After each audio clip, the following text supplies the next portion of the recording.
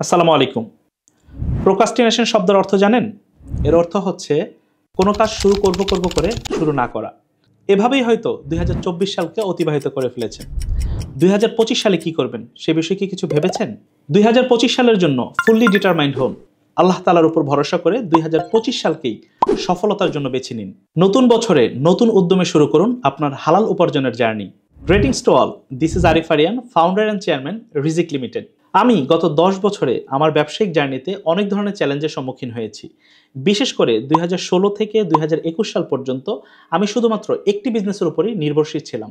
এই নির্ভরশীলতার কারণে আমি আমার ব্যবসায়িক জার্নিতে অনেক ধরনের ফাইন্যান্সিয়াল প্রবলেমে পড়ি, যা পরবর্তীতে আমার ব্যবসায়িক লাইফে সাস্টেন করাটাই অনেক ডিফিকাল্ট হয়ে গিয়েছিল।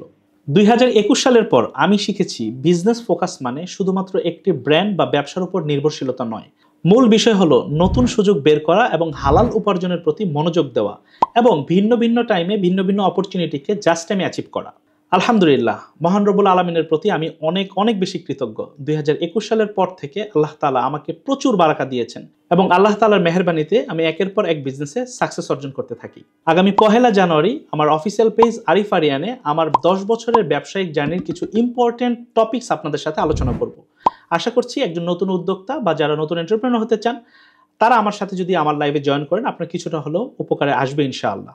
যদি আপনি আমার লাইভ সেশনে অংশগ্রহণ করতে চান তাহলে এখনই সাইন আপ বাটনে ক্লিক করে আপনার সাইন আপটি সম্পন্ন করুন।